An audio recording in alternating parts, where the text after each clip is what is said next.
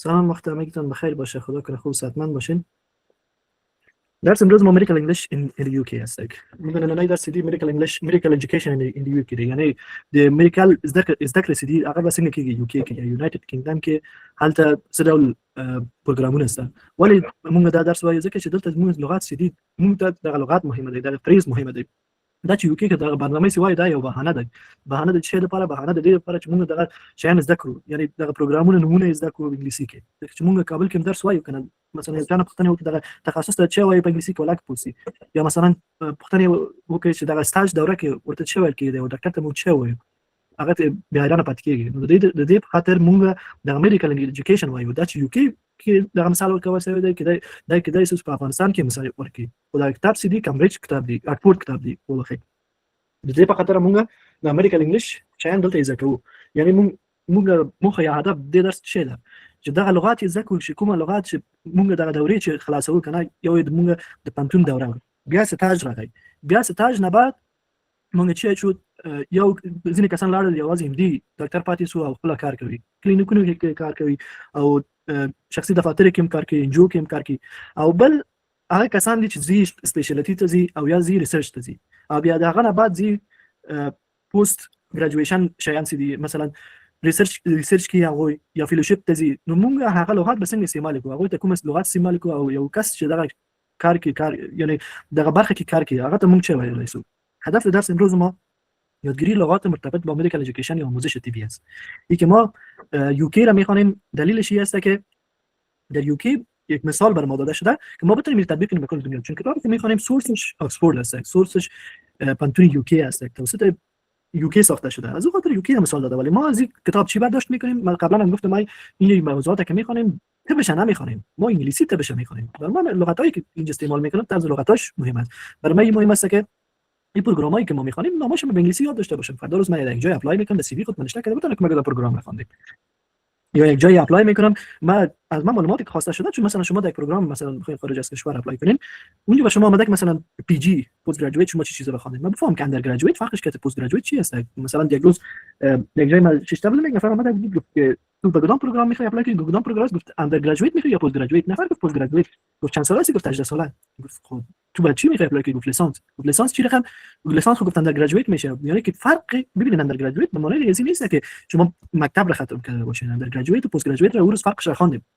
از اون خاطر مهم است که اینا لغاتش یاد گرفته شود. برای ما گفتم که لغاتش مهم است، فریزاش مهم است، دفینیشن ها برش مهم است. حداقل ما یک دفینیشن داشته باشم اندر گریجویت به زبان انگلیسی. حداقل یک مثال ساده برش داده بتونم. حداقل ما گفتم که کدام سیستم رو بدایی نام برده میتونم، چند نوع نرس رو برش نام گرفته بتونم. این چیزا برای ما مهم است از کتاب. من نگفتم که شما حفظ کنید که در UK کدام سیستم موجود است. نه، صرف نمک سیستمی که موجود است مثلا اون نمونه اسسمنت که مدیر پیشنهاد کردم اونم تو شما یاد بگیرید کتاب را. هدف کتاب نمی است. هدف از کتاب نیست که مثلا ما یاد بگیریم که در UK کدام سیستم است که چند سال خوانده میشه، 2 سال خوانده میشه، 3 سال خوانده میشه. نه، ما سیستم UK رو چی میکنم؟ حتی سیستم افغانستان با ما مهم نیست. اینجا ما انگلیسی تی وی میخوانیم. پس مهم است که medical English را من اینجا یاد بگیرم. So, medical English in the UK covers not medical English, medical education in the UK. چه چیزا را کاور میکنه؟ undergraduate medical education 4 to 5 years. ببینید سیستم یک فرقی که افغانستان با کشور UK داره این است که در افغانستان 7 ساله طب درس خوانده میشه، 2 سال فاوندیشن که در اونجا است یا انترنشیپ که در اینجا است. ما در اینجا برش دوره استاژ میگیم، در انگلیسی میشه انترنشیپ. همونطور یک پروگرام به نام فاوندیشن است. ما این فاوندیشن به نام فاوندیشن از خاطر یاد نمیکنیم چون ما 1.5 سال میخوانیم. اگه 2 سال میخوانیم فاوندیشن میشد. چون 1 سال 1.5 سال کار میکنیم انترنشیپ برش میگیم. اینا در اونجا این تئوری و عملی رو جدا ساختن. مثلا 5 سال یک نفر درس میخونه، برش سند ام بی اس داده میشه. 4 سال یا 5 سال.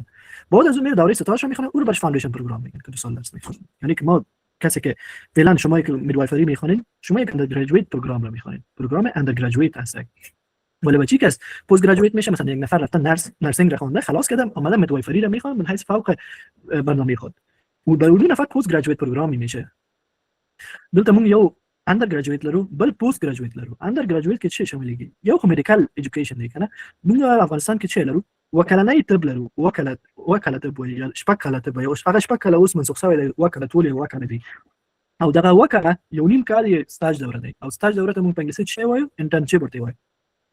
نو 5 نیم کال سدي د یو میډیکل ایجوکیشن دی. او د UK اندغه برخه سدي یا 5 کال 5 نیم کال دا جلا دی. او سټاج دوره یې جلا دی. سټاج دوره ورته څه وایي؟ فاوندیشن پروګرام وایي چې موږ مخکې ویل چې دوه ډوله یو لومړی کال او دویم کال جلا جلا نمونه درلوده هغه موږ ته مهمه زیاته نه ده ځکه چې موږ پروګرام دې فرق کې خو ما تاسو ته وویل چې هغه بیا د دې لپاره تاسو ځکه چې کله تاسو یو بل ریواته لاړې نو هلته بیا څه کې هلته بیا نه وایي چې ما ته استاد دا چې درس نه دی ورکړی موږ درس وایو ما ته مهمه ده چې دا لغات تاسو ځکه نو چې لرو یو تیوري برخه سي دي دغه درسونه چې مونږ وایو کنه عملی خو نه دی دا یا عملی دی خو سټاج دوره نه دی دا عملی دا تیوري دوره جوړه کړی دی ورته چې وایي انډر ګریجویټ میډیکل ایجوکیشن وایي یعنی مونږ لیسانس دوره چې کوو دا انډر ګریجویټ پروګرام دی کله چې تاسو انډر ګریجویټ میډوایفري پروګرام وي نو دا انډر ګریجویټ میډیکل ایجوکیشن چې ته وایي یعنی اولی لیسانس مونږ وایو ځکه چې کله چې تاسو منځ کې همداسې کس وي چې نرسنګ ویلی وي نرسنګ خاص کړی وي اوس راځي یو بل برخې وایي هغه دا چې کی دا پوسټ ګریجویټ کیږي ځکه چې مرتبطه برخه یې وایي د دې په خاطر چې هغه ذهنیت ډیر سي لوړ سي جګ سي دغه په خاطر یې وایي خو مثلا که تاسو دا طب ویلی وي او لا اقتصاد وایي هغه هم تاسو ته انډر ګریجویټ کیږي دا بیا پوسټ ګریجویټ نه کیږي ځکه چې دا مرتبطه نه دی مرتبطه برخه نه دی خو مرتبط کچیر مرتبطه وي بیا هغه تاسو ته پوسټ ګریجویټ کیږي مثلا یو کس چې وایي یو کس طب ویلی مالجوي طب ویلی او هغه نه بعد انستيزي وایي انستيزي بیا هغه ته پوسټ ګریجویټ پروګرام کیږي پوه ځکه چې دا مرتبط دي انستيزي طبي او برخه دي او تاسو د دې په انستيزي وایي چې تاسو هغه معلومات ډیر سي او غواړئ چې په انستيزي کې به پوه شئ نو دا په خاطر تاسو ته یو پوسټ ګریجویټ کیږي خو دا هغه کس چې طب نه دی ویلی او یوازې انستيزي اوله ځل دی چې طبي برخه وایي او انستيزي وایي هغه ته بیا انډر ګریجویټ پروګرام کیږي دا فرق دی بل پوسټ ګریجویټ ټریننګ لرو پوسټ ګریجویټ ټریننګ څه دي سپیشلیټي دي اور جی پی دي په پوسټ ګریجویټ کې موږ څه کوو موږ تاسو ته مخکې ویل چې یو کس زی ټریننګ ته سي او ټریننګ کې یعنی موږ په کاول کې ورته ټریننګ وایو کنه هغه سپیشلیټي تخصص وایي یا هغه برخه دي یا به تخصص پیډي او جی پی کیږي جنرال پریکټیشنر کیږي چې موږ په دې درس کې ویل جنرال پریکټیشنر ته موږ فیملی ډاکټر هم وایو او هغه وظایف شوه دغه په برخه کې ټول خبرې مې وکړه پوست گریجویت ترینینگ که هست پوست گریجویت بیشتر مثلا گفتم که پروگرامایی که بعد از اندر گریجویت خوانده میشه مثلا یک نفر است ما در طب بعد از پوست گریجویت چی داریم میریم به طرف چی اسپیشالیتی به طرف تخصص میریم اسپیشالیتی میریم و یا که یک نفر میره جی پی میشه جنرال پرکتیشنر میشه که تعریفش برش روز قبلی خواندیم این پروگرامایی که بعد از پوست گریجویت داریم دیگه کانتینیوینگ پروفشنال دیولپمنت است که در درس ماستر اسلایدش که رسیدیم باز میخوانیم کدام پروگراما شامل کانتینیوینگ پروفشنال دیولپمنت یا سی پی دی میشه undergraduate medical education undergraduate کې ما مخکې خبرې وکړه چې شاملېږي takes place at medical school دا چیرته انجامېږي په medical school یا medical پانتون کې کېږي یعنی دا undergraduate medical education چې دی دا یو پانتون کې کېږي and leads to primary medical degree such as MBCHB or MBBS ببینید چند نوع ما دیگری داریم مثل پاکستان و انگلستان اینا پروگرام‌های 5 ساله یا 4 ساله دارن وقتی که تمام میشه برای کسی که دیگری میگیره اون دیگری MBBS یا MBCSB رو میگیره هر دوش درجات فرق نداره که دیگری ما پروگرام 4 یا 5 ساله هست این دیگری رو میگیره برای کسی که در افغانستان ختم میکنه اون سند MD رو میگیره یا مدیکال دکتر یا مدیکال دیگری رو برش میدن یک فرق داره MBBS 5 ساله میباشه در دوره ستا شامل نیست MD که میشه اون دوره ستا شامل میباشه 7 ساله میشه حتی بعضی کشورها هست مثلا ایران شما 5 سال میخوانید 2 سال دیگه اگر بخوانید باز با شما سند MD داده میشه یعنی 5 سال رو خواندین MBBS داده میشه بهتون مثالش هست MBBS او MD فرق چیه ده MBBS دی یو سالور کړنی یا 15 کړنی پروګرام دی او تاسو د هغه خلاصوي MBBS ډیګري ورکول کیږي افغانستان کې MBBS نشته هغه کسان چې وایي چې د MBBS کړي ما افغانستان کې MBBS نه کیږي افغانستان کې MD ډیګري دی وزارت اصلاح تعلیم چې دغه اسنادونه چې تاییدیږي هغه یوازې MD اسنادونه تاییدیږي او MD سي دی وکاله دی شپږ کله تر وکاله اوس وکاله سوی ده وکاله باید سوای هغه نه بعد هغه کریډټونه باید پوره سي او هغه نه بعد تاسو ته MD ډیګري ورکول کیږي نو دا یو فرق ده ځینې هیوادونو کې د ایران غونډې هیوادونه هلته بیا دواړه کیږي یعنی یو کس کولای شي ځکه کاله وای او MBBS سند ترلاسه کی خو کچېرې هغه بیا دوه کاله نور فاونډیشن پروګرام کې بیا هغه ته بیا چې ورکول کیږي MD ډیګري ورکول کیږي فاونډیشن پروګرام چې دا موږ تیر درس کې د لپاره خبرې کړې وو نو فاونډیشن پروګرام سي دی دا یو دوه کلنۍ پروګرام دی او انګلیس کې دی خو ځینې نور هیوادونو کې مثال په توګه ایران کې هم داسې پروګرام شته a 2-year training program after graduation یو دوه کلنۍ ټریننګ پروګرام دی د فراغت نه بعد include rotations in different specialties ګوري روټیشن د څه په معنا دی روټیشن دغه تاسو کوم کس دلته څه ته ویلوي هغه بلیدلې وی چې سټاج دوره کې نو تاسو ته یو مکتوب ورکول کیږي چې تاسو 2 هفته پر مثال قلبي څنګه ته ورسئ نو هلته بیا دوه هفته تاسو کار کوي او هغه نه بعد بیا راځي بیا دوه هفته نور تاسو ته مثلا انتنی په برخه کې وظیفه درکړي یعنی انتنی په برخه کې تاسو سټاج وکړي دا هر یو بخش ته روټیشن وایي دې ته روټیشن وایي یعنی روټیشن کې تاسو یعنی سټاج کې هر برخه کې تاسو زی هلته مکتوب وړي او هلته کار کې دوه هفته درې هفته هغه نه بعد بیا خپل مکتوب راوړي بل روټیشن ته دې ته روټیشن وایي هر یو ته دا چې دا هدف یې چې دا prepare doctor for independent practice ډاکټرونه د independent practice لپاره تیاروي independent practice چې دا یعنی یو ډاکټر چې MBBS کلاس کوي کنه تاسو لیدلې وي چې خو نشي کولای چې جلا خپل کار وکړي کنه هغه خو د استاد سره دی راغلی استاد سره کار کول او جلا کار نه دی کړی تر اوسه پورې نو دغه فاونډیشن پروګرام چې دی دغه لپاره جوړ شوی دی چې independent یعنی مستقله کار باید وکړي فاونډیشن پروگرام कैसे एक प्रोग्राम 2 سال است این میگه بعد از گریجویشن بعد از فراغت انجام میشه این شامل چی میشه روتیشن برای چی میگیم کسایی که استاج کرده این بهتر میفهمه کسایی که نکرده یکم براشون معلومات میدم شما وقتی که تمام میکنین دوره تیوری را شما وارد دوره استاج میشین دوره استاج دیگه درس خوندن نیست دوره استاج یک ساله یک نیم ساله نظر پر پروگرام فرق میکنه قبلگی فکر کنم یک ساله است استاج شد دیگه شما چی میکنین در شفاخانه شما رو روان میکنن اینا شما در یک بخش نمیرین مثلا 2 هفته شما روان میکنن دانتونی 2 هفته روان میکنن فرض مثلا در یورولوژی 2 هفته رادیولوژی هر کدام میرید شما میرید روتیشن میگن میره باشه روتیشن گفتم میشه مثلا اگه فرض میگم من روتیشن رادیولوژی مثلا یعنی که من دوره استاج رادیولوژی خود رو میرم انجام میدم هیچی فایده میکنه دکتر با یک کار کردن مستقل آماده میشه مثلا دکتری که دیندگی خلاص کرده باشه مثلا خود نمیتونه که مثلا تنهایی فرض مثلا پیچکاری کنه تنهایی مثلا وانسمان کنه آماده نیست هنوز دستش به کار عملی نمیکنه اون دوره استاجش که درست استفاده شود و درست برش کار داده شود توسط اساتید میتونه که به این دوره دوره داخل ختم از دوره بتونه که مستقل کارم کنه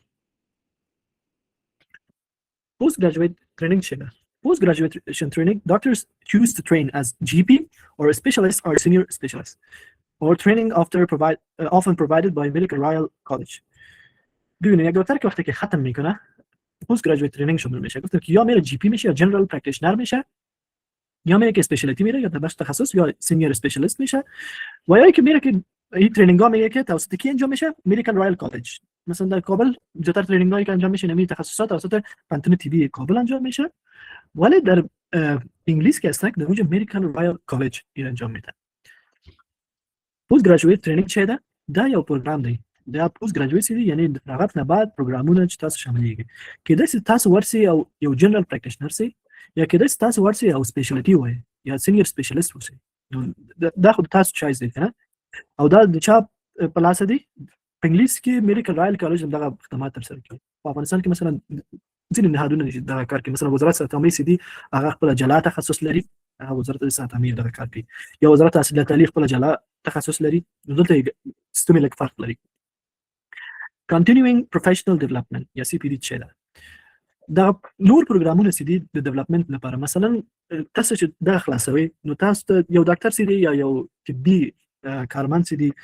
هغه تل په وسلو کې دي یعنی تل باید وایي باید درس وایي باید ځان اپډیټ کړي ما یو استاد درلود په شفاخانه کې صدمې بلنسنا شفاخانه کې تاسو نوم یې اورېدلی وي استاد اسدالله زربي په نامه دا د یو کس یعنی کله چې پېشته کلنۍ وي خو ما د سره شنو کړی ګورم چې دا دونه کار کوي یعنی باور ورکړي 12 بجې چې د یو تاخت زما نو کریم دی الناس دی خپل درس وایي یعنی چې یو ډاکټر تل باید خپل درس وایي دا شپې کلنۍ وي او یا کلنۍ وي ځکه چې دغه برخه کې باید تاسو درس وایي باید تاسو اپډیټ وي باید چې اپډیټ وي ځکه چې هر ورځ نوې شیان تپ کې راځي او باید تاسو هغه مطالعه وي ځینې دواګانې واو چې اوس استعمالېږي نه مثلا رانیتیدین یو دوا د معدې لپاره اوس نه استعمالېږي هغه سرطان زیات دی او زه ګورم کنه یو څو ډاکټران موږ سره ترینینګ کې و هغه لیکل رانیتیدین او په نو چې دغه شیان خلاصوي اوس دغه شیان تبابت نه بيخي لړې ده باید چې لري سي ولې دغه خبره نه ځکه چې هغه کنټینیو پروفیشنل ډیولپمنٹ نه دی کړی کنټینیو پروفیشنل ډیولپمنٹ څه ده د کورسونه دي سیمینارونه دي ورکشاپونه دي دا ټول یو ډاکټر ته ضروری ده چې دا شیان باندې چې پوری یعنی سیمینارونو کې اشتراک وکړي ریسرچونه وایي ریسرچونه ډیر زیات مهم دي ځکه چې نوې شیان چې راځي ریسرچونه کې راځي بل کورسونه مختلفه کورسونه دي چې باید یو ډاکټر وایي یعنی چې باید هیڅ هغه خپل درس چې نه کې سټاپ نه کی بل موږ چې لرو ببینن زمان فارسی میره تشریح کنیم continuing professional development سی پی دی چی هست پروگرامایی هست که بعد از اینکه شما پروگرامتون ختم میشه در جریان اینکه مثلا شما تخصص میگیرید در جریان که شما باعث جی پی کار میکنید این پروگرام‌ها باید گرفته شه چون که زیاد مهم است یک نفر که در بخش طبی آمد دیگه تمام وقفش یعنی مسلکش هست. خود باید یک علاقه یک شوق به مسلک باشه. وقتی که علاقه و شوق باشه هر چقدر درس مشکل هم باشه آدم مجبور است یادش بگیره، چون طبابت آسان نیست. طبابت آسان نیست. خداوند وقتی شما را لایق این رشته دیده باید شما این رشته بسیار زیاد مهم دیگه بگیرید، چون خداوند ببینید چی یک نعمت را در دست شما داده، حیاتی یک انسان دیگر در دست شما قرار داده. باید وقتی که شما چپن سفید پوشیده میشه، چپن سفید به پوشیده نمیشه که امروز عکس گرفته شه. چپن سفید که پوشیده میشه او یک بار دوش سر چانه شما مانده میشه. یک بار دوش است، یک مسئولیت است، یک چیز نیست که امروز اینستاگرام و فیسبوک باشه که متاسفانه کلا دیده میشه. وقتی که بار مسئولیت شما باید بفهمید خداوند چی مسئولیت است سر شما مانده. حیات یک انسان دیگر در دست شما مانده و این تمامش از پیش پرسان میشه. از او خاطر وقتی که دکتر یک نفر شد باید کوشش کنه که خود اپدیت کنه، باید بفهمه که این دوایی که من میتونم آیا فعلا من این دوا دادم میشه یا نمیشه. مثلا رنیتیدین دوایی بود که تا 5 سال پیش که وقتی من برنامه شروع کرده بودم بسیار زیاد گرفته میشد، ولی ریسرچ نو سرش اومد که رنیتیدین سرطانزا شده، باید از طبابت دور شود. این کجا میاد دانش این با مطالعه زیاد میاد. دکتر را شاید میگه شما ببینید که هنوز رنیتیدین استفاده میکنه. دی مدیکال ادویکیشن میاد، یعنی کانتینیوینگ پروفشنال دیولپمنت زیاد براتون مهم است. شامل کورس ها، سمینار ها و ورکشاپ هاست. کوئی اختیاری است، obligatory نیست. MBCHB degree overview. MBCHB مخفف چی است؟ Bachelor of Medicine, Bachelor of Surgery. MBBS هم این چیز است. که در فرقی دو تا نداره. پروگرام انگلیسی است که در بر ما مهم نیست. A 5-year undergraduate medical degree. دیگری 5 ساله است. در بخش لیسانس داده میشه. Most learning is done in small groups. من میگه که گروپ های خود جور میشه و این انجام میشه که پروگرامش که ما فرق داره، چون مثلا کسی که MBBS میکنه اینا میخوانیم که دو بخش تشکیل میشه. یکی کور گروپ است و یکی 2 سال آخرشون است. از خود باید گروپ های خود باشن. MBCSB دیگری سیدی یا دیگری یا امتیاز دی یا دکتر ورکر کی چرته یوکی دومونگا پروگرام تیبی پروگرام نمیشه ده MD دی حالت پروگرام نمیشه ده MBCSB دیگری ده دا بیچلر اف مدیسن بیچلر سرجری مخفف ده دا سیدی یا 15 کلنه پروگرام دی لیسانس پروگرام دی او سی وایو سی دا دوه ګروپونو ته تقسیم کیږي. یو سیدی کور ایرز دی یعنی ایرز اوله ایر یا اوله کال تر دریمه کال یا اساسي برخه کور هستی ته یعنی اساس ته وایي. Integrated clinical and scientific learning. دلته موږ شي کو دلته کلینیکی برخه وایو او ساينسي برخه وایو. دلته یوازې زده کړه کیږي، یعنی هلته چې ده هلته درې کال اول درې کال سړي یوازې درس وایي، پر کلینیک وایي خو ټول درسونه وایي، عملي چې نشته. عملي څنګه ده؟ پرابلم بیس لرنینګ. ګورې موږ یو پی بی ال لرو یو سی بی ال لرو. پی بی ال سړي د اول کال تر دریم کال پورې کیږي. کابل کې هم داسې پروګرام شته، افغانستان کې هم داسې پروګرام شته چې پی بی ال لرو. یو ورق هم یو شی ده موږ ته ورکول کیږي چې تاسو یو پرابلم ولیکئ. پرابلم بیس لرنینګ څه ده؟ تاسو یو پرابلم لیکئ او هغه پرابلم به سولف کړئ، یعنی یو کیس پیدا کوئ، یو مریض یو کیس دی، تاسو چې مثلا تاسو فزیولوژي ویلای، اناتومي ویلای کنه یا او فارماکولوژي ویلای، نو دلته تاسو ته یو کیس ورکول کیږي، یو مریض یو کیس دی، مثلا یو شپږ کلنې مریض تاسو راغلی دی ایمرجنسي برخه شیان لري د دوايي ورکوي. څه باید دا پرابلم بیس ورته دغه مریضي فارماکولوژي زده کوي، یعنی پرابلم باندې تاسو زده کړه کوي. دته شوی پی بی ال وای. Focus on understanding disease and patient cases. فوکس چه ده یا توجه چه باندې ده، یعنی چې مریضي یا ناروغي باید تاسو پوسې ناروغي باندې او د ناروغیو د ناروغانو کیسونو باندې پوسوي، یعنی دا تاسو د ناروغانو د کیسونو نه چه ځکه تبز زده کوي. دته پرابلم بیس لرنینګ وای. کور ایر یا سالهای اساسی که هست پروگرام 5 ساله است، گفتیم که MBBS 3 سال اولش برنامه کور ایر میگن، سال اول تا سال 3 دیگه چی شامل میباشه؟ درسای کلینیکی. عموما ما دیگه چی یاد میگیریم؟ درسای کلینیکی رو یاد میگیریم. فقط درس مثلا شما مضامین پر کلینیک دارید، شما درساش دمی سالهای کور ایرز میخونید. پرابلم بیس لرنینگ اینجا زیاد مهم است. پی بی ال یا قسم کیسا هست، ورقه هست که به شما داده میشه. مثلا در سالایی که ما بودیم در فارماکولوژی ما پی بی ال حل میکردیم، در فیزیولوژی هم در چی داده میشه؟ یک کیس یک مریض داده میشه به سطح یک شاگرد صنف 3 پنتون، صنف 2 پنتون، نه به سطح یک متخصص داده میشه. به شما بسیار واضح بعضی چیزا درس داده میشه. مثلا اناتومی فیزیولوژی رو میخواد که سرش فوکس کنه، میگه که فرکچر داره در اینی بخش شما مثلا چی رو میخوانید؟ مثلا فرض مثال میگه که در قسمت سوپریور هومیراس خود یا در نک اف هومیراس دیگه خودشون میفهمید. همین سخان بازوی ما بالاتر از بازوی نمیره هومیراس میگن. در هیومرس خود یک نفر در نک ازی یک فرکچر پیدا کردن. اینا رو به شما گفته میشه در آخر شما میخواید که نروای کی تاثیر میکنه شما بگید چی در اینجا یاد گرفتین، هم شما یاد گرفتین که هیومرس در کجاست، نکش در کجاست، هم در پولیش گرفتین کدام نرو مثلا اکسلری نرو در نک اف هیومرس اگه کدام مشکل باشه اکسلری نرو اونجا تخریب میشه. به این اساس شما یاد میگیرین اینمی طرز یاد گرفتن چی میگن برش پی بی ال میگن برش. اینا رو ببینید یک قدر گپی که اینو میل مثلا صحبت کردن بر شما در من حیث اینکه مدیکال انگلیش میخونید چیش مهمه یک پروگرام بیس لرنینگ پی بی ال شما فقط بفهمید که چی هست. پی بی ال اگه مثلا 100% میشه پی بی ال چیه شما بفهمید که ورق است در اونجا کیس تشریح شده و ما از طریق از تبع یاد میگیریم. نمیشه گپ یاد میگیریم. ما گپای دیگه که براتون میگم صرف از خاطر که موضوع شما درک کنید. چون اینجا مدیکال انگلیشش براتون مهمه است. student selected modules بل سدي student selected modules يعني ام بي بي اس کې تاسو شوي او ام دي چې تاسو کوي بل ایوادونه کې هلته مضامین چې تاسو انتخابي مودیول سي دي انتخابي مودیول سي يعني student choose area of interest مثال یو student دی وارث داخله کې خپل تخصص کې او خپل دغه پروګرامونه مخته وړي نو هغه ډیر زیات هغه پروګرامونه انتخابي چې داخلي ته مرتبط دي يعني پروګرامونه هلته سي دي انتخابي دي درې ډول یا دوه ډول مضامین استدي یو یا obligatory مضامین دي يعني چې باید هغه موضوع باید انتخاب شي کله چې اول کال کې تاسو انتخاب کې دویم کال کې دریم کال کې کریډټ په برخه کې هم د افغانستان کې مسته بل سي دي بعد لزیل مضامین سي دي هغه انتخابي دي مثلا لانګویج سي دي انتخابي دي ریسرچ سي دي انتخابي دي اوورسي سلیکټیو سي دي دغه انتخابي دي يعني کله چې تاسو کوم لانګویج تاسو خوښیږي هغه انتخاب کې لانګویج برخه کې یا به انتخاب نه کې یا ریسرچ برخه کې کورسونه سي دي هغه انتخابي دي یا مثلا اوورسي سلیکټیو سي موږ تیر په خانه درسونه کې ویلې وو چې یو ځینې کسان زی اکیډمیک په برخه کې بل هیواد کې درس وایي یو مثال درلود کنه یو سپانیش الکس و انګلیش ته راغلی و یو درس کې راغلی و هغه هغه اوورسي سلیکټیو سټوډنټ وکنه دا سي دي فلیکسیبل اند سټوډنټ سنټرډ لرنینګ دی يعني فلیکسیبل دی فلیکسیبل څه په معنا دی کولای شي یو درس تاسو سهار لخوا واخلي یو درس ماښام لخوا واخلي دا فلیکسیبل ټایمونه فلیکسیبل دي مضامین فلیکسیبل يعني کې تاسو په وخت دی یعنی فلیکسیبل یعنی حتمی نه چې باید دغه درس دغه ټایم کې واخلي دې ته فلیکسیبل وایي او سټوډنټ سنټر لرنینګ څه ته وایي یعنی کې دغه ټول درسونه سي دي سټوډنټ سنټر دي ټول هیوادونو کې هم دي خو چې موږ په افغانستان کې کوم بیا ټاګټ وایي کله سخت ټول ځان باندې وایي کنه او بل هیوادونو کې سي دي پانتون دوره هم دسي پانتون دوره کې استاد یوازې یو راهنمای دی شاګرد ته وایي چې دغه درس وایي دغه کتاب دی دغه سلاید دی ټول خپل وایي پاکستان کې هم دسي ایران کې هم دسي يعني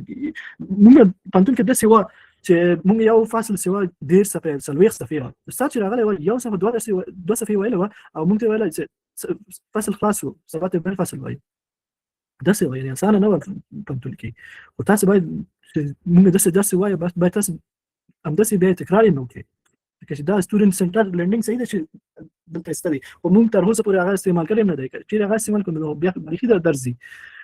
student selected module شده یعنی که چی هست student selected modules یعنی که مدیول ها مدیولز و چی گفته میشن مدیولز مضامینی که شما در یک پانتون میخونید اون برای مدیول میگیم مثلا فیزیولوژی مدیول است آناتومی مدیول است بیوشیمی مدیول است انگلیسی مدیول است اینو برای مدیول میگیم و این استودنتس هستن شاگردان هستن که انتخاب میکنن مضامین خود مضامین اونجا انتخابی هست و زیادتر مضامین انتخاب میکنن که در اون بخشی که اینترست دارن فرض مثلا یک نفر است میخواد که داخل که ختم کرد بخش ساعتنامه کار کنه اون میره زیادتر بخش ریسرچی و اینا رو انتخاب میکنه یا فرض مثلا یک نفر است میخواد یا بخش جاری کار کنه زیادتر چیزایی که مثلا معمل رپ میگیره صفای آناتومی خود زیاد میگیره کردت خود پورا نکنه صفای آناتومی فیزیولوژی و یارو به اندازه که باید سرش جبر است اونم میگیره و این سیستم کنسل فلکسیبل است مثلا یک شاگرد میتونه که یک صنف خود صبح بگیره یک صنف خود شام بگیره یا یک صنف بگیره یک صنف نگیره فرض مثلا آناتومی برای سخت است اون بخواد سمستر 3 میگیره فیزیولوژی آسان است سمستر 1 میگیره این فلکسیبیلیتی است و استودنت سنتر لرنینگ است یعنی چی قسم است اونجا برای شاگرد راهنمایی میشه که این چیزا رو ما میخونیم فرض مثلا در کتاب یک چیزش اسلاید است به چیز دیگه است اون رو تشریح میکنه اما وقتی شاگرد میبینه که 40 صفحه براش درس داده شده اون قسم در پانتون تیمی کار سرمون بوده یک فصل ما شروع میکردیم یکی دو صفحه که میخونیم کل فصل رو ما میگه که شما درس خوندید حیران میمونید که چه قسم شده so ES student centered learning vocational studies and clinical skills بس موږ چې لرو vocational studies لرو یعنی په پسته کې درسونه لرو او چې لرو clinical skills یا کلینیکی مهارتونه دا موږ سره چې مرسته کوي یعنی هر کله چې clinical skills ذکیه مثلا بل هیوادونه چې سیدی مثلا دوه میاشتې درې میاشتې د رخصتي سره راځي هلته افغانستان کې ځینې هیوادونه کې رخصتي راځي نو ځینې خلک د دې شاګردان چې زی او همدغه vocation کې هم ستړي کوي یعنی vocation کې هم درس وایي او دا دوی سره چې مرسته کوي early patient contact یعنی ډیر زود پیشنټ سره یا ناروغ سره بیا تماس برقرار کړي یعنی دا څه به معنا دي یعنی تاسو فکر وکړئ یو دریم کال د پانتون یا څلورم کال د پانتون تاسو وي او په رخصتۍ کې ورسې چفخانه ته تاسو دونه شغال ځکه چې دلته تاسو ناروغان سره بخیر په تماس کې کنه training in communication and examination skills یعنی تریننګ وکړي په کمیونیکیشن یا په محاورې په اساس کیږي مریض سره تاسو محاورې کوي بل ډاکټر سره تاسو محاورې کوي دا تاسو کلینیکل سکلز امپروف کوي preparation for real clinical practice او تاسو چې لپاره تیاروي for real clinical practice لپاره یعنی د اصلي پریکټس کلینیکي پریکټس دي یعنی کله چې تاسو ختم کې ام بي بي اس دوره ام دي دوره ختم کې مید وایفري دوره ختم کې نو تاسو به ډیر اسانه کیږي مریض سره کنټاکټ ځکه چې تاسو مخکې کمیونیکیشن ټول استکړې ډیر زیات کیسونه ویلې ایکسپیرینس زیات شوی ده او ټول چې نه راغلي دی وکیشنل ستډیز نه راغلي ده اذا بقي كما داریم vocational studies and clinical skills vocational studies یعنی که درسایی که در وقت زمان رخصتی خوانده میشه و clinical skills مهارت های کلینیکی در دیگر کشورها که هستک محصلینی که مثلا سال 4 3 پنتون میشن اونها تو وقت رخصتی خودم میتونن استفاده کنن میرن در شبخانه کار میکنن در ترینینگ‌ها سهم میگیرن در زمان رخصتی خود این برشون چی کمک میکنه که بسیار زود در هنگام برای مریضا در کانتاکت میشن تماس برقرار میکنن کمیونیکیشنشون بسیار خوب میشه اگزامینیشن اسکیلش بسیار خوب میشه اگزامینیشن اسکیل یا مهارت های امتحانی نیست اگزامینیشن هم مریض که ما معاینه میکنیم رو باشه اگزامینیشن ما اینجا میگیم این اگزامینیشنشون خوب میشه چون هر دفعه مریض فرض مثال ازغا میکنید قرا میکنید جست میکنید مریض را بسیار براتون آسان میشه preparation for real clinical practice clinical attachments 4th and 5th years clinical attachments چی رقم است گفتیم که سال 4 و 5 به نام clinical attachment میگن اینجا که hospital based training است در هسپتال انجام میشه اما فرقش هم ستاش چی است در دوره شما یاد میگیرین در دوره شما عملی کار میکنین یعنی فرق از این دو تاست مثلا کسایی که طب خوانده یا یک مثلا حضوری مدوایفری اینا خوانده یا خوب درک میکنه که من چی میگم اگه شما یادتون باشه در دوران که سال 4 و 5 میشتین مثلا داخله و جراحی اینا شروع میشد وقتا سکلا داشتین سکل میرفتین اونجا حق نداشتین که مریض معاینه و اینا کنین استاد سر مریض به شما تشریح میکنه این هاسپیتال بیس ترینینگ است اما دوره ستاش که هست شما میرین که به شما درس نمیده اما شما خودتون میبینید ابزرویشن میکنین یاد میگیرین دوسیه را پر میکنین بعضی وظایفی که برای اینترن در هر جایی که داده میشه نظر به شفاخانه فرق میکنه so clinical attachment is hospital based training in medicine surgery obstetrics and gynecology psychiatry and general practice اینجا hospital based training یا ترینینگ یا آموزشی که بر اساس کار شما در شفاخانه میباشه در بخش چی مدیسن به چی میگیم داخله میره خوانده بدین دیگه مدیسن داخله رو میگیم سرجری جراحی رو میگیم obstetrics and gynecology نسایی و اولادی رو میگیم سایکیاتری روانی رو میگیم بخش روانی دکترای عصبی که مشکلش یکی عصبی داریم یکی روانی داریم که اشتباه نکنیم سایکیاتری روانیش میگیم بخش روانی مثلا مریضایی که مشکلات روانی دارن مثلا شعورشون خراب است مریض جنون داره در حالت جنون از دیوانگی است مریض دپرس است مریض شیزوفرین است اینا تمامش سایکیاتری میشن و جنرال پرکتیس یعنی که ابو کار عمومی جنرال پرکتیس یعنی بخش عمومی که شما کار میکنید کلینیکال اتچمنت سالورم او پنځم کال د طب برخه کې کلینیکال اتچمنت مونږ وایو کلینیکال اتچمنت څنګه تاسو کوم ته ځي حالت زده کړئ کوي یو زده کړل یو کار دی یو انټرنشپ دی یو سالورم پنځم کال د پنتون دی سالورم پنځم کال د پنتون تاسو یو څه ته ځي هغه موږ سره آشنا کیږي او تاسو ته استاد راځي مریض باندې درس ورکړي مثلا تاسو په میډیسین یا داخله کې څه ویلای مثلا تاسو ویلای چې انسپیکشن پالپیشن پرکشن اسکولټیشن دا څه ده تاسو استاد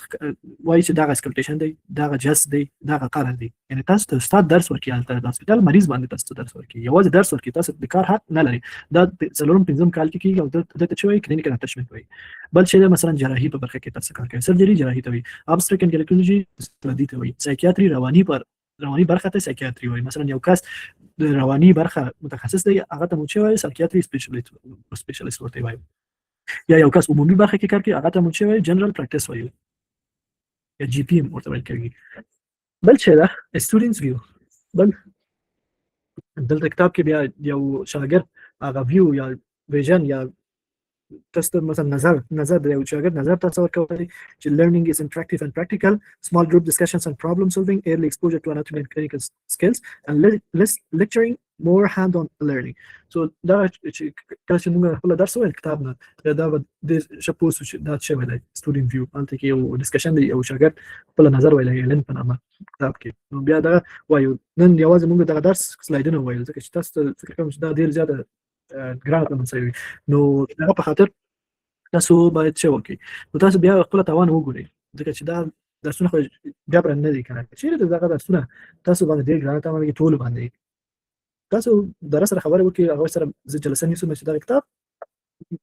دوی نشي مکتب نو بل کتاب تاسو ته چایسي چوسي انتخاب شي چې ما درس خرابي نو بل استاد انتخاب شي چې دا کتاب تاسو ته اسانه تشریح کړي ځکه چې ما درس کې مشکل وي اگه کتاب براتون ثقیل میکنم میتونن که یک جلسه، چون من اینجا اگر پرسان که به کی ثقیل است شاید از احترامی که من استادتان هستم شاید روی ما چیزی نگوید، یا اینکه مثلا بگین که استاد سال بعد چی بهش بگین. میدونم که امروز خیلی هستم صحبت کنیم جداگانه، امروز اداره صحبت کنیم، کسایی که مشکل دارن مشکلشون در جریان مونده شه یک جلسه باشن گرفته شه، چون من نمیخوام مثلا درس ثقیل باشه، چون ما به حد توانی که تونستیم که خواستیم که کتاب را آسان بسازیم، از اینکه واقعا دیگه در حد توان من نیست که نمی کتاب را ساده بسازم. مثلا اگه صنف بیگینر میبود که شاید باش سطح بیگینر درس میداد، بیسیک میبود، اما این مدیکال انگلیش است، یعنی این کسی است که انگلیش رو یاد داره میخواد که بخش مدیکال انگلیش یاد بگیره. ببینید اینجا ما مثلا اساسات انگلیسی رو نمیخوانیم، ما هیچ گرامر اینجا نمیخوانیم، هیچ جای قانونی نیست، اما ما میخواستیم که بعد گرامر رو براتون کار کنم، چیزایی که زیاد مثلا مهم باشه در بخش کمیونیکیشن، در بخش رایتینگ، در بخش لیسنینگ، ریدینگ. ولی اگر ببینید که با شاگردم ثقیل تمام میشه باید که استاپ کنیم. از خاطر شما میتونید که نظراتتون، چون ما اگر پیشتون نظر بخوایم شاید از احترامی که مسئول هستم شاید هیچ کسی چیز نگوید، یا اگر تمامتون مشکل داریم تا طرف فیصدی زیاد صنف مشکل است برش کتاب ترجمه درس ما گفتم مگه نیست، میتونیم که بگین که استاد تبدیل شود.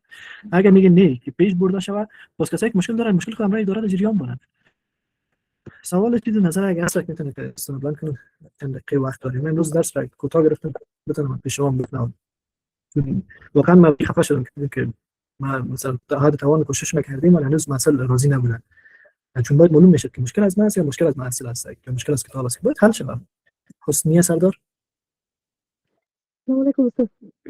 استاذ زه چې اوس دلته جوین شوم زه کوشش کوم چې پر وخت جوین شم، خو هغه داسې زه په شپانه کار کوم پر ونیم بجې زه راوځم د ځای د کور رسوم چې زه مثال وغواړم چې درس جوین شم وروسته چې زما حاضري د غیره بند کړی دي چې زه دا نظیر وګڼم نه ځکه زما مشکل دا دی چې څونه کوشش وکړم تر کوره ځان رسوم هغه 2 بجو چې زه رسېږم دلته حاضري را باندې باندې سي موبایل مش په نه راپېږي په شپخانه کې تقریبا سوي نه ده ښه حاضري ځکه چې دلته انکال مسیج دي د صفحه منځ کې ماته راځي دلته نو تاسو دې ټول د کار ما ته کار نه کیدای نه دا حاضري ما باندې کړو دا مسیجونه ځکه چې مسیجونه راتله او دلته ماته راتله او ما په داس کې مشکل وازه چې دلته چې راځي نشم تاسو سکرین وګورم دا په خاطر حاضري باندې سوي ما تشويش ځکه چې زه په ساعت ته کوشش کوم نه کوم څه نه کنه وخت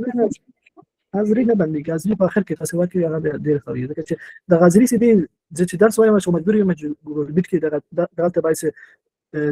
زه وګورم چې ما انټرنیټ کار کوي او کار نه کوي نو کچېرې چې زه ګوګل میټ ته راځم دلته ماته ښکارېږي دلته چې نه کوم دلته ماته ښکارېږي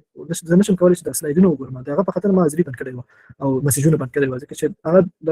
صفحه په منځ کې راتله او مشکلات جوړېده. زمونږ استاد او بل تاسو درس ماشاءالله ډېر ښه کوي بس موږ باید کوشش وکړو خپل ځان سره چې موږ انګلیسي کې اوس ځان کوي کوم ځکه چې موږ انګلیسي څه کمزور ده باید هغه ډېر تیز وکړو. قسم تاسو ته یو بهانه دی ګورئ دا قسم تاسو یو بهانه دی د انګلیسي د ویلو لپاره تاسو کولی شئ دا موضوعګان چې موږ وایو دا خو کم دی دا موضوعګان کم دي تاسو کولی شئ انټرنیټ تاسو په لاس کې دی تاسو باید ډېر خپل ځان کوشش وکړئ چې دا یې زده کړئ. مثلا تاسو ګورئ چې دلته تاسو یو څو لغت نور مشکله دي نو تاسو باید داسې لغات خپل زده کړئ ډکشنري کې زده کړئ او ولیکئ ځکه چې کله چې تاسو 10% کومک وکړي 90% تاسو خپل کوشش باید دلته وي کچېرې تاسو ګورئ دلته یو ګرامر راغلی نه پوهیږئ باندې تاسو ورسره مګه وایي کنه یو اضافي شی تاسو وایي ځان نه او دا تاسو ډېر زیاته کومک کوي ځکه چې اوس تاسو د مکتب شاګردان نه یې محصل سوی تاسو اما حاصل سدي هغه باید خپل ډېر زیاته کوشش وکړي باید خپل ټایم ډېر زیات استفاده وکړي ځکه چې دلته موږ یو ساعت درس وایي په هفته کې 2 ساعته 2 ساعته زه هر څومره کوشش وکم زما د درس هغه سپیډ ډیره زیاته ده دغه په خاطر چې زه نه غواړم چې کم درس تاسو ته ورکړم زه نه غواړم تاسو ټول درس کولای شم د یو ساعت کې یو ساعت تیر کړم دا ما باندې یو صنف مرام سو دا خو وجدان مې نه قبل کنه مناسبه شما چیز میگفتین ببین پل بینشم اداره و مسئولین هستم امیدوار هستم از حرفای من خفه نشده باشین تدریس شما بدون از اینکه من حاشیه برم واقعا نالیستم من خودم مسئله طبق بودم استاد ما برای ما درس میداد مدیکال انگلیش وقتی که ما این مشکلات میگفتیم چون کتاب مشکل بود برای ما میگفت که من مسئله شما نیستم میخوانی نیستم نمیخوانی نفو دروازه برای ما قسم میگم شما خیلی عالی تدریس میکنید امیدوار هستم از حرفای من خفه نشده باشین دکتر. خیر نه ما از هیچ کس خفه نشدیم از هیچ کس چون من نگفتم که من مسئله درک میکنم این کتاب رو ما زمان پانتون میخونیم برای ما بسیار واقعا سخت بود و وقتی که بر ما درس داده میشد واقعا میدیدیم درس یک چیز می بود استاد که درس میداد دیگه چیز بر ما درس میداد چون استادی که بود متاسفانه طب را نخوانده بود انگلیسی خوانده بود که تشریح میکرد بر ما یک چیز دیگه ترجمه میکرد بعد ما خانم میاد پدر مادرم دکتر تزونات پرسان میکرد اونم میفهمید این یک چیز دیگه است ولی بعد مثلا برای ما گفتن بر ما گفته شد استاد که نمیسن انگلیسی میخواید که بخونه ما کوشش میکنم متریال به سطح شاگرد برشون برم اما چون در ما این کتاب داده شده واقعا میگم راه ندارم دست ما بس از این کتاب ما باید این کتاب را مسئولیت ما است که این کتاب را بر شما تدریس کنم این کتاب را ما تنظیم کنم ما قبول دارم کتاب سخته کتاب واقعا سخته، موضوعاتی که درش اومده واقعا من حیث یک شاگرد سخت است که شما یاد بگیرید. اون یک شاگرد مثلا سال اول دوی پنتونش باشه و هیچ این مثلا این کتاب وقت خوب میبود که شما کل تبر میخونید باز موضوعاتش رو مثلا اینجا میخونید، ولی چون این کریکولم شده متاسفانه این کریکولم در پنتون بر شما تعیین نکرده، وزارت تحصیلات عالی این کریکولم شده. این کتاب بسیار خوب است به صورتی که شما اینو فعلا یاد بگیرین. چیزایی که من براتون میگم لغات رو اونم رو یاد بگیرین. وقتی که شما تبر تمام میکنین اینجا کسایی هستن که شاید تبر خوانده باشن مثلا نمین امیری هست اینجا شاید اینا شاید بهتر درک کنن، شما بعدا میره درک خاط کردین، ولی موضوعی که فعلا شما برداشت کردید میتونید مقدار عزیزم کوشش کنید که برداشت کرده بتونید.